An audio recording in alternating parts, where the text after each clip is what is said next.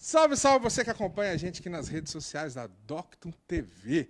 Hoje a gente está no Casarão das Artes para falar de uma coisa muito legal. A gente está começando hoje, sexta-feira, e vamos, semana toda, a próxima semana que entra aí, fazer uma série.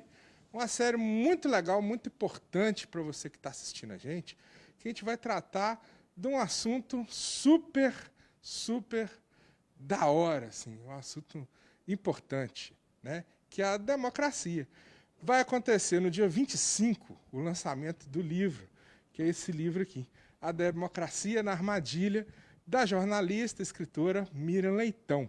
E para começar essa série, eu queria conversar aqui e receber, com muito carinho, viu, professor Cláudio, o professor Cláudio Leitão, que está aqui para dar início a essa série, explicar um pouquinho do que vai ser esse evento que a gente vai transmitir pela Rede Doctum. A Doctum TV vai cobrir todo o evento, né?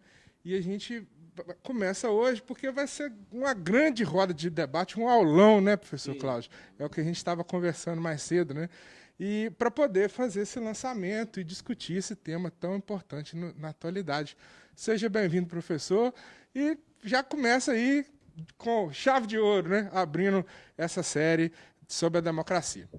Ô, Natan, veja só, nós vivemos assim um momento muito rico para reflexão. Os brasileiros viveram os últimos 5 anos um processo extremamente diferente dos últimos tempos, um momento de muita, que eu acho que nem debate, de muita polêmica, de muito bate-boca superficial, não é? Sobre a nossa vida, sobre a sociedade, sobre aquilo que conquistamos com muito movimento, com muita luta de muitos brasileiros, que é a democracia, e junto com ela, todas as políticas públicas, todos os valores, todos os princípios que norteiam a construção de um processo democrático, não é? E eu vi muito e ficava muito triste de ver a superficialidade, um verdadeiro bate-boca sobre questões tão importantes, apenas se referenciando às suas preferências eleitorais, não é? Achando que eleição é tudo, que eleição resolve a vida da gente, da sociedade, né? A Ela é uma democracia é maior que a eleição, né? muito maior, não é? São direitos, são princípios, são valores, são conquistas, são coisas que a gente vem construindo há muito tempo. Inclusive, aquele escritor angolano, Aqualusa, ele, logo no início desse drama no Brasil, dessa polarização, dessa situação tão assim, que dividiu famílias, dividiu pessoas, grupos, igrejas, ele falou, esse não é um debate entre esquerda e direita, isso é superficialidade, isso é bate-boca que não resolve a questão de esquerda e direita, a questão é entre a barbárie e a civilização. Barbárie é quando a gente não tem nenhum convívio social, onde o que vale é a força, é a barbárie, não é? Então, a grande processo que a gente viveu nesse período foi essa questão entre a civilização, entre sermos uma sociedade realmente civilizada, onde as pessoas se respeitam, o outro é respeitado, onde os direitos que são conquistados são garantidos, onde as pessoas lutam pela melhoria da democracia, no sentido de fazer dela um instrumento mais efetivo da igualdade entre as pessoas, da riqueza do país, da proteção do seu patrimônio nacional. Então, enfim, e a isso eu fiquei muito orgulhoso quando eu recebi aqui, até com a dedicatória bonita da minha irmã Miriam, ao querido irmão Cláudio, companheiro de luta da luta democrática. Ela nos chama de novo, vamos juntos de novo. Beijo de sua Miriam. Esse livro, por quê? Tantas coisas aconteceram, desde, por exemplo, 2016, desde o impeachment da presidenta Dilma e depois a construção de uma candidatura de extrema-direita no Brasil, e depois a ascensão de Bolsonaro, e depois o governo de Bolsonaro, e tudo o que ele trouxe aí para a sociedade de coisas que eu acho o livro retrata muito bem, porque uma coisa é a crônica do cotidiano, né? Todo dia a Miriam escreve. É difícil chamar de Miriam, porque o nome lá em casa é Mirinha, e eu fico achando que estou falando de outra pessoa. Mas pode ficar à vontade. A Meirinha do reverendo Ariel. Aqui nós estamos na nossa casa, nós estamos em Caratinga, nós estamos aqui praticamente nessa casa onde fomos criados com crianças. Então, eu leio, né, todos os dias as suas crônicas, como assim tantos brasileiros, tantos leem essas suas crônicas do dia a dia, são as colunas, onde ela escreve sobre fatos relevantes em várias instâncias, seja na questão política, social, econômica, ambiental, direito, da questão da mulher, do negro, do índio. Ou seja, ela escreve todo dia e a gente lê aquilo ali e fala, nossa, né, consegui aprofundar ali o conhecimento, essas informações me ajudaram a construir uma visão mais aprofundada do que está acontecendo nesse caso. Mas quando você tem um livro que é uma seleção dessas crônicas, dessas colunas, aí que vem de 2016 até hoje, é como se você fizesse essa viagem de novo, mas com uma visão e com elementos muito mais aprofundados de compreensão. Nós somos educadores, somos professores, sabemos da nossa missão. E quando eu via esse bate-boca superficial, até dentro da nossa casa, dentro da nossa faculdade, aquela coisa que não dizia respeito a uma realidade tão importante que precisava ser refletida, eu falava, nós erramos, que nós temos que aprofundar com as pessoas na escola esse debate. Como diz o Anísio Teixeira, o grande educador brasileiro aí do início do século XX, depois, como diz Paulo Freire, Anísio Teixeira falava assim, a escola é um espaço da democracia. Ou a Paulo Freire falava assim, a educação é dialógica, ou seja, é a mesma coisa dita de outro jeito, né? E a gente falava muito isso, que nas minhas falas com os professores, falava assim, a educação é um compromisso político com a felicidade coletiva, não é? A escola é a casa da esperança, não é? A gente sempre falava essas coisas assim, e é o lugar da liberdade, porque não há conhecimento efetivo se não há debate, não é? Se para ele ter o debate tem a liberdade. E acho que isso dá elementos muito importantes para que cada um de nós, onde esteja, lute para a reconstrução de um projeto de país e de um projeto que, inclusive, faltava antes, de um projeto mais sólido de país, onde as várias questões vão ser colocadas, inclusive a questão militar. Eu tenho vários artigos aqui, várias colunas que falam sobre a questão militar. É essa questão que marca a nossa vida política, social, econômica, desde a proclamação da República, e que vem sempre se colocando de uma forma, como eu disse, o velho é um nome carinhoso que a gente dava para Luiz Carlos Prestes, que é uma liderança política histórica do século XX, ligada ao povo, de uma coisa muito bonita, de compromisso de vida com o país, com as pessoas. Aí ele falava assim, olha, gente, no início do processo de democratização, vocês estão muito enganados. Vocês estão deixando de lado aquilo que é mais importante, a questão militar, porque, na verdade, as Forças Armadas do nosso país é a única força política verdadeiramente organizada. E ela se impõe, em vários momentos, no processo de construção da democracia, ela se opunha de forma forte, como aconteceu em 64, com o golpe militar, com toda a violência política que se estabeleceu para impedir o avanço. Nós estávamos com uma eleição marcada para 65, certamente pelas pesquisas, Juscelino ganharia de novo.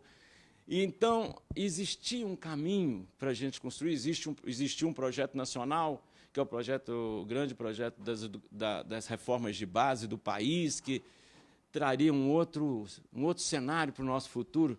A questão militar, ela se coloca hoje também de novo, não é? De uma outra forma que a gente precisa de pensar para pensar o Brasil, esse Brasil cordial, esse Brasil de irmãos, esse Brasil que vai construir realmente a felicidade coletiva. Então, nesse sentido, eu fiquei muito impressionado com esse livro, pelo tanto que ele dá um roteiro de um grande balanço que a gente faz desse período que teve aí, no meio, esse pesadelo, esse trauma da pandemia, que hoje até é muito bom a gente estar discutindo isso, porque se discutisse há um ano atrás, todo mundo falava, não sei, que se vacina vai resolver, que não sei o quê, que isso é uma gripezinha, que o pastor orou, protegeu a cidade, está protegida, que o outro fez não sei o quê, que o outro fez aquilo.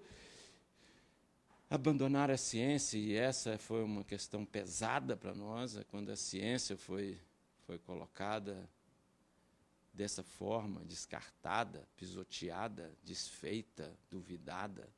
Então, hoje a gente vê, sem dúvida, estamos aliviados, assim, estamos mais aliviados. Eu estou até com minha máxima, eu estou sentindo já com 3 vacinas, onde a gente sente a mudança radical da mortandade que se abateu sobre nós, sobre 650 mil pessoas, e isso tudo. Então, eu acho que esse livro, quando eu li, eu falei, não, a nossa escola precisa de abrir um espaço para fazer um debate sobre esse livro, né? É o conhecimento necessário, Darcy Ribeiro falava, né, da universidade necessária, que a gente precisa de ter o conhecimento que precisa, na hora que precisa, para quem precisa, né?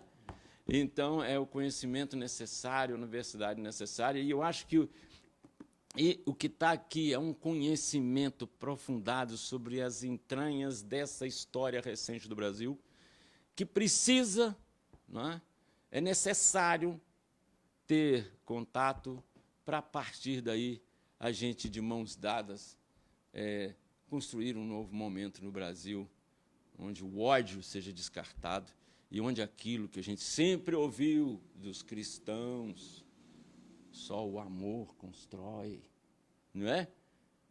Esse amor que a gente fala é o querer bem ao outro, é querer bem ao próximo. O próximo não é seu inimigo, como se trata. O próximo pode pensar diferente de você, pode ter uma história diferente de você, e é bom que seja assim, não é? Essa pluralidade, essa beleza que é a história do Brasil, em termos de convivência e tal, com uma violência no meio que a gente precisa, só a democracia, que é uma democracia que precisa dar passos imediatos, fortes e profundos no sentido do seu aprimoramento. Não é a democracia que tivemos, nós vamos ter uma nova democracia, isso que eu acredito, a partir desse pesadelo que vivemos, dessa ameaça e dessa armadilha que a democracia foi metida, como diz a Miriam, minha irmã. Então, assim, nesse dia 25, a gente quer abrir para todos os estudantes, alunos, gente de todos os lugares que quiserem participar, porque não vai ser um lançamento virtual, a sala virtual é maior, né? Porque aqui no Casarão só ia caber 70 pessoas, né?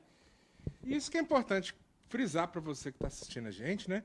Que justamente por ser esse palco virtual, essa sala virtual, está aberto aí para o mundo inteiro que quiser participar.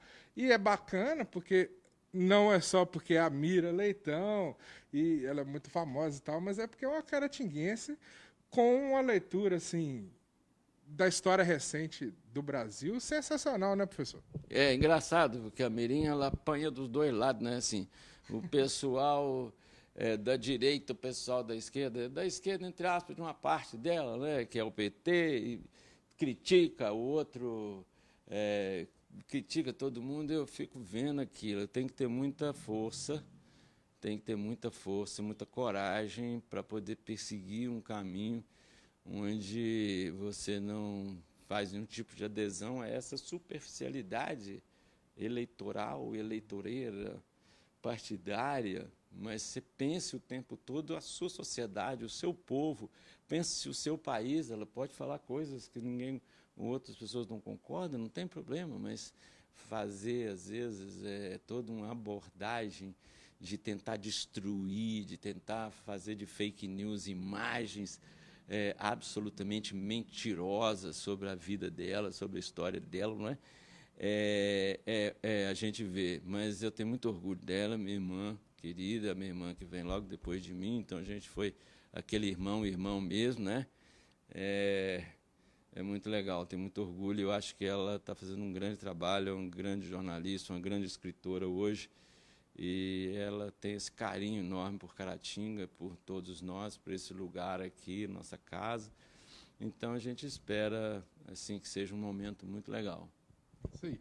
Além da Mira Leitão, como a gente estava falando, e durante a semana a gente vai fazer aí trechos com todos os outros convidados, a gente também teremos aí outros convidados também, né, professor? Queria que você comentasse um pouquinho de cada um, né? E mais ou menos um spoiler assim do que vai rolar no debate, né? Não, a gente deu um dever de casa para vários professores que têm aí toda uma formação aprofundada acadêmica, são doutores, pós-doutores, em determinadas áreas, como o livro aborda várias áreas, aí a gente desafiou-os a ler, né, o livro e extrair daqui questões para o debate. Então, tem professores de várias áreas que vão estar aí, vocês vão estar exatamente entrevistando esses professores, né? Todo mundo, durante a semana. Eu quero muito fazer a pergunta e discutir, tem vários capítulos aqui, que são várias crônicas ou colunas que falam sobre a questão militar, né? Não tem a questão dos militares, não tem nada contra militar, pelo contrário, né? Mas nós precisamos de ter um posicionamento dos militares realmente em função de Estado e não se realmente envolver nesse processo político, né? Quando você vê tudo que aconteceu recentemente, até é muito explícito a ação política partidária, como se fosse um partido político. E as nossas Forças Armadas não merecem, não podem e não têm futuro se continuarem assim, entendeu? Então, assim, eu penso muito sobre isso e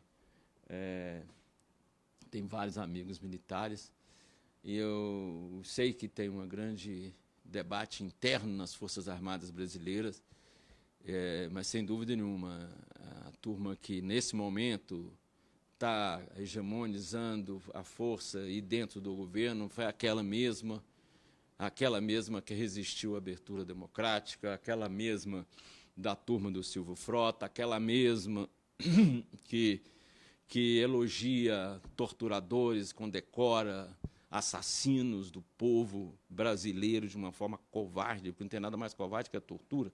Uma coisa, você enfrentamento, você tem uma luta, você tem um embate, mas você pegar um brasileiro, às vezes que nunca pegou numa arma, né?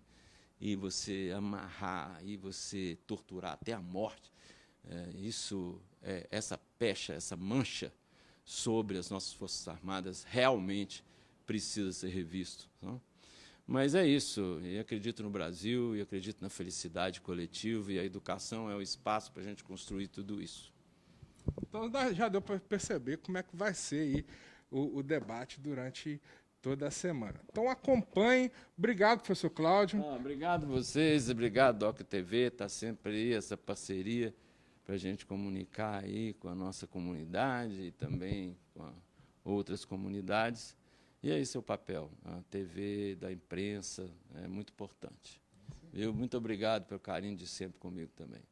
Está super feliz. Então acompanhe, gente, durante toda essa semana que se inicia agora, né, a partir de segunda-feira. Hoje a gente começa com o professor Cláudio, mas a semana toda, até o dia 25, que é o dia realmente do lançamento do livro, a gente vai estar com a série, conversando com todos esses professores sobre esse assunto importante. E no dia 25 já fica aí o convite para todo mundo participar desse evento que é o lançamento da Democracia da Armadilha. O livro, né? Já estamos por aí, já tá. Eu consegui comprar vários e também ganhamos da Miriam, né, para cá. Vem pela internet, chega rápido, viu? Mas está muito interessante. E pode procurar aqui no Casarão das Artes, que já está disponível aqui também. Todas as bibliotecas também da faculdade já estão presentes o livro, está presente o livro e também aqui no Casarão. É isso aí. Docton TV com você a qualquer hora e em qualquer lugar.